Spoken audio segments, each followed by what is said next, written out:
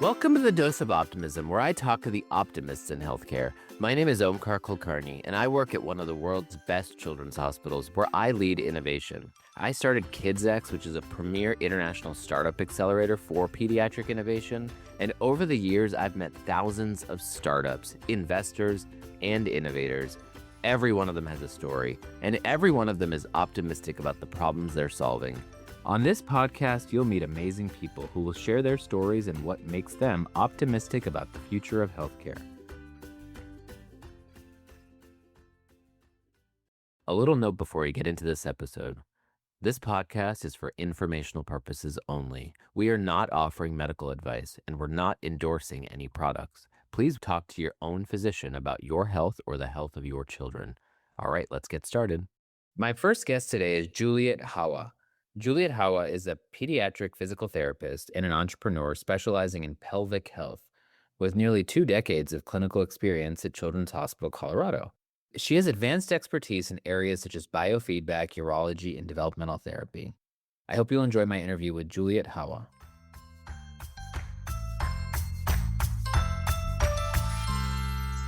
So PFRx, tell me more about what that project has been about. Sure. So PFRx is a pelvic floor trainer designed specifically with kids in mind. So about 10 million kids suffer from pelvic floor dysfunction every year, and there are just not really good options out there for pediatric pelvic health. And so PFRx decided we were going to take this into our own hands and make the first marketable at-home pelvic floor biofeedback device. So let's start with the 10 million kids who have a need for this. So what causes pelvic floor disorders or problems amongst children, and what are common reasons for it? Sure. So they're not 100% sure why some kids have pelvic floor dysfunction and other kids do not, but they can speculate that the environment and diet, also stressors, anxiety, and limitations for bathroom breaks at school kind of play a role into pelvic floor dysfunction. So when you think about pelvic floor dysfunction, you can think of constipation, urinary and stooling incontinence, abdominal pain, pelvic pain. So anything that causes those pelvic floor muscles to tighten, and then they end up a lot of times weakening. And so tell me about your solution, the PFRX, and how that helps these kids with their daily needs. So our solution, and me as a 20-year veteran of pediatric physical therapy, designed along with Children's Hospital Colorado and CU Innovations, a pelvic floor trainer. So what we do is we use gamification, external electrodes, and a Bluetooth capability to your smartphone or your smart tablet. So basically, the child wears the device with external electrodes. What we do is we look at pelvic floor contracting and the pelvic floor relaxing, and then they get to play a video game. So this video game and the external sensors senses these EMG contractions of the pelvic floor muscles. So basically they can turn the pelvic floor muscles on by doing a contraction and the character responds, and then they turn the pelvic floor muscles off and the contraction lessens or the EMG signal shuts off and the character responds. So we've developed about 8 levels of games that these kids can play over an 8-week period of time in order to make progress in their strength training and learning how to recruit their muscles better, learning how to relax their muscles, which translates to better body control when you're in the bathroom or you sense that you need to use the bathroom, so the kids can have less accidents, better bowel movements, and less pain. Wow. And they do this from home, or do they have to be in the clinic, or where can they use this tool? Yeah, so they can use the tool at home. So the device is about as big as a smartphone. The electrodes hook into that device, and then you just use your smartphone to get the games. And then basically you can sit on your couch or you can sit in a chair anywhere at home and play this video game.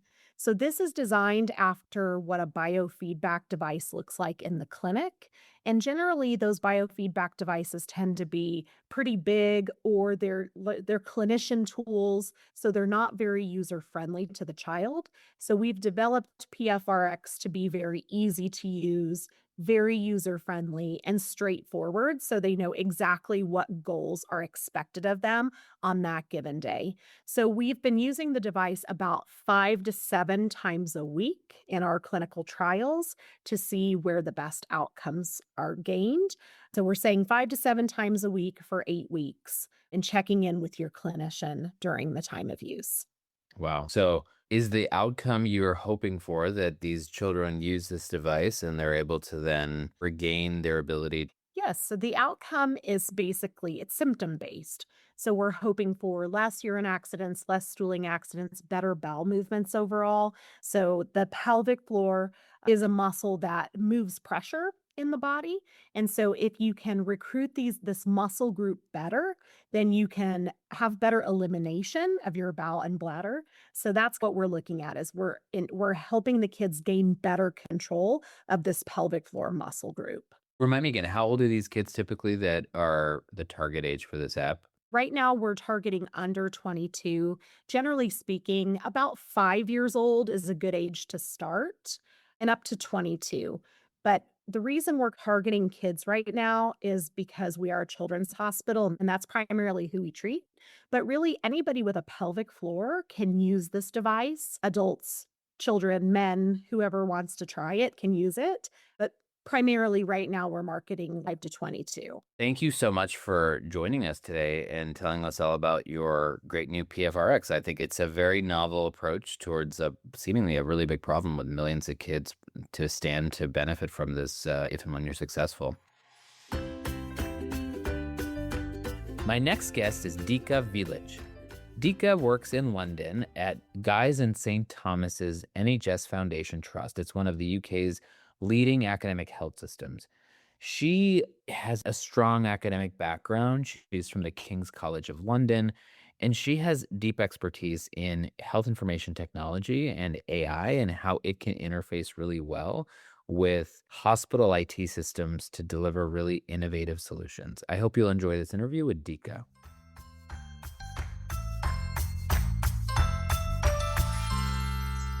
Dika, thank you for joining us. You have a really cool job. What do you do? Tell us. I completely agree. This is absolutely my dream job. So I run a team, and what we make is we're an in-house team that is owned by the NHS, so the national healthcare provider in the National Healthcare Service in the UK. I work in London in Guy's and St Thomas's Hospital Foundation Trust, and we are an in-house AI team. We make our own software as a medical device. And we have built multiple clinical AI products that we have been able to launch into our clinical pathways. And why is that so different than other hospitals in the UK? First of all, is because GSTT actually invested in having an in-house AI resource. And I think that over time, other hospitals will have no choice but to do the same. Having a software engineer be part of the healthcare provision team is not very common at all. We're definitely at like the forefront of that, but we're not the only ones. There are other clinical scientific computing teams. For example, in Southampton, in their hospital, there's a very good clinical scientific computing team as well. It's definitely something that is only on the horizon now. And a huge reason for that is the software as a medical device becoming a bigger and bigger part of healthcare delivery. And you need to be able to understand it, to regulate it, to implement it appropriately, and also to do all the work around it that you have to make sure that it's clinically safe and also financially viable. I think in my experiences, the children's hospitals have a lot more innovators and a lot more researchers than any other hospital, and primarily is because their patients are healthier and there's fewer patients, so they have a little bit more time and they tend to be a lot more creative because the market doesn't cater to them the same way that it caters to the adult population or the adult patients. So there's probably quite a lot of entrepreneurs in hospitals that are for children, but I don't think that they get the same kind of support that we do. Give me an example of a project where you've got an internal pediatric innovator who you're partnering with to build out a solution, perhaps a software as a medical device that is improving some sort of outcome that is relevant to your hospital or to children generally in the NHS. So we've had a few projects that have started and they didn't go very far. And one of those is for bowel perforation detection in neonates. It was such a good idea. It was led by a doctor called Hamad Khan, and the project was called Carnax. Like it had a logo, it had everything. And we were looking at it in mobile x rays, but AI was struggling with that because we didn't have enough data, and all the data was too different, basically. There wasn't like a common thread between them. They were different quality, they were differently collimated, the babies also were anywhere between 20 and 40 weeks gestation, so the variability was too big. So we tried that, it massively failed. Currently, we're working with MELD team, and that's MRI epilepsy lesion detection, who hopefully will come on this podcast to talk about their AI, but they're using AI to find the lesions in the first MRI they've taken when symptoms of epilepsy show up. They have been extremely successful in that, and they're ready for the regulation to label it with a CE mark to be able to deploy it in multiple different hospitals appropriately as a software as a medical device rather than as a research tool. But I'll let them talk about more about that. But we're working together on that. And then right now, also what we're helping with is to get the CE mark for a South Thames retrieval service. And what that is, just a drug calculator for emergency medicine. But the way that it went is that Evelina wrote it, they built it. It's not AI, it's just a drug calculator. And then they put it online so their staff could use it in emergency situations, but they ended up with about 10,000 users by accident very quickly. And because it's software as a medical device, it's giving you drug doses, therefore impacting patient outcomes. They had to take it offline so that we can develop it properly within the appropriate regulation, make sure that all of those clinical safety checks are closed loops, and then get the CE mark and then put it back up. So it's mostly that so far. How do you start one of these projects? Does somebody come to you, a clinician or a researcher come to you? Do you scour the data to figure out where the opportunities may be? So most of them have come from clinicians who have identified a need, or they said, I need this and it could be solved with tech, or this is a problem that I have that is recurring.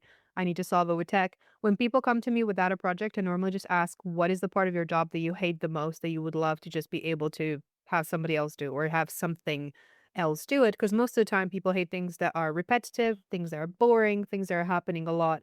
It's almost never, oh, seeing really interesting cases. Nobody's ever going to hate that. So in the past, we've always had clinical needed to be identified. Some of it also came from never events or complications that we were seeing or things like that, where there was a big investigation or where things have gone wrong. And then you end up like analyzing your entire process and then you see where the process needs to be bolstered or improved.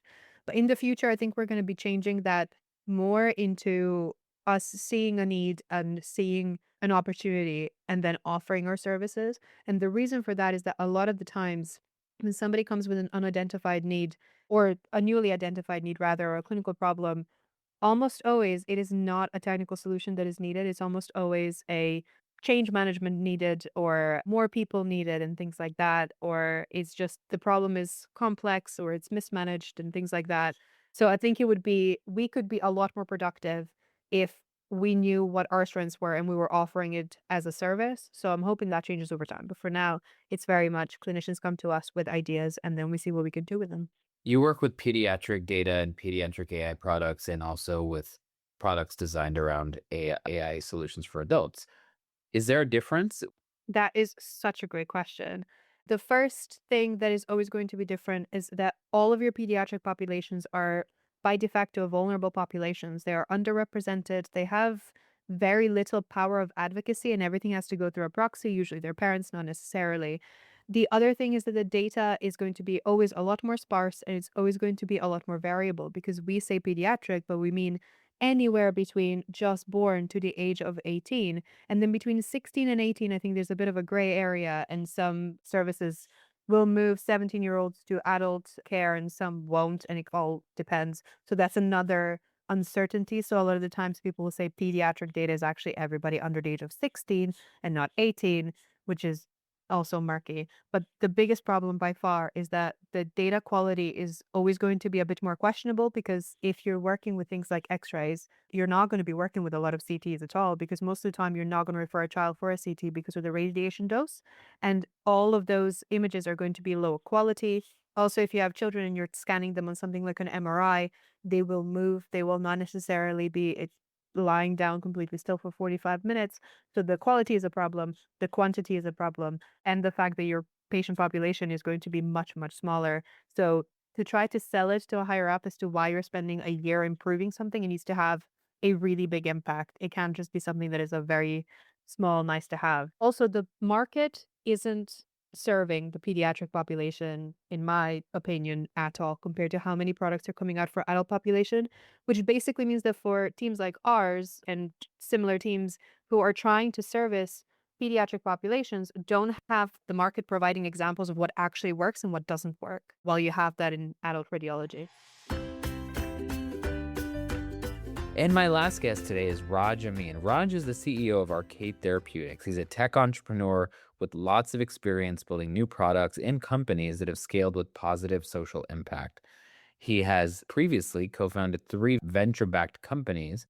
He's led product innovation initiatives for big Fortune 500 companies in healthcare, online media, entertainment, transportation. And importantly, he's the CEO of Arcade Therapeutics, which we're going to talk about, which is delivering really innovative therapy through games for kids and teenagers.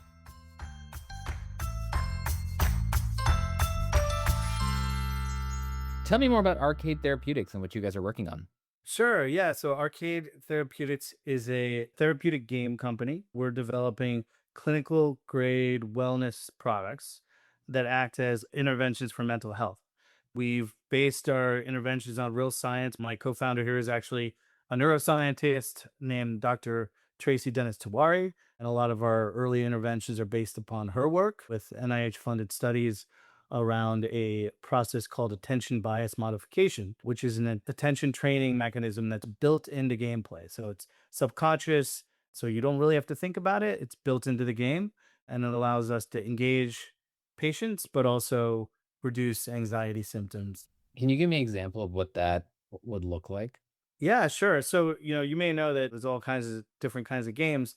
Mobile phone-based games are actually the most popular. It's the most type of downloaded app, and so it's naturally engaging. For example, our currently released product is called Star Starter for Anxiety, and you can search for it on the App Store and you'll find it. It is a game that embeds this attention bias modification training into the game. And the game is basically there's a ship that is moving across a game board. So think about it like pinball like. The faster you get to the ship, the more energy your ship has to collect stars on the game board. So it's very simple. There's a tutorial that shows you how to do it. But as you play the game over 6-minute sessions, it's really training your attention to focus less on negative information and more on positive. It does that by focusing your attention away from negative and angry faces and focusing them on happy faces. Seems very simple, but our clinical studies show that it really works. And is there positive reinforcement if you do the right thing? Yeah, so what happens if you get to the ship quickly, which is the goal of the game, the ship moves faster, and so it can bounce off more of the walls and collect more of the stars. As you continue to play, it gets a little bit more difficult if you're moving faster, and so it kind of gives you a little bit more of a challenge as you play through the session. Now, this is part of the broader realm of cognitive behavioral therapy, right? It fits underneath the umbrella of cognitive behavioral therapy, but it's actually a subconscious version. You can think about CBT often as being conscious top-down reprogramming, and essentially what this is doing is operating bottoms up. So against the subconscious biases that we have to automatically seek out negative information.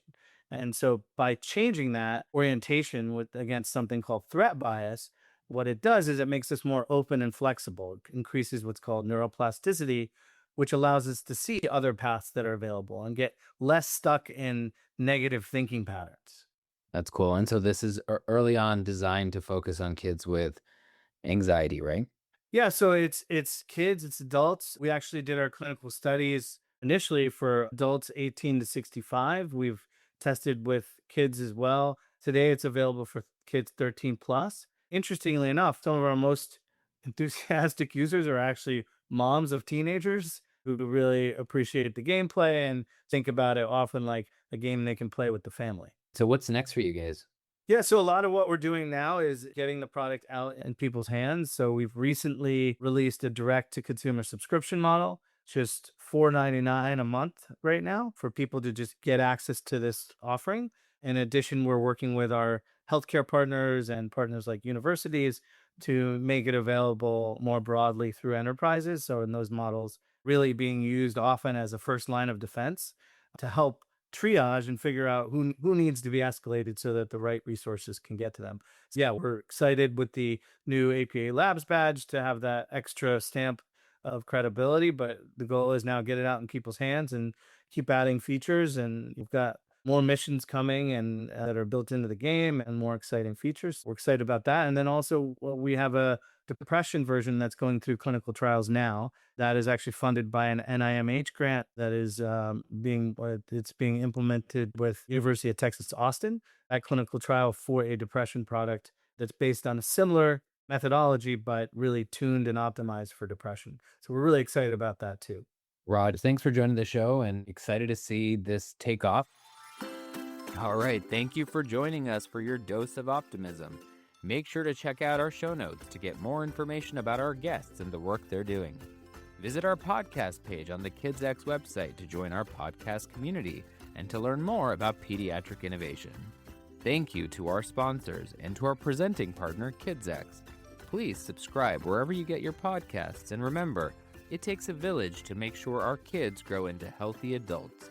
So volunteer at your local library, help out at the community center, and if you're so inspired, donate to your local children's hospital. All right, see you next time. The content, views, opinions, and information presented on this podcast do not reflect the views of Children's Hospital Los Angeles or of the sponsors of the podcast.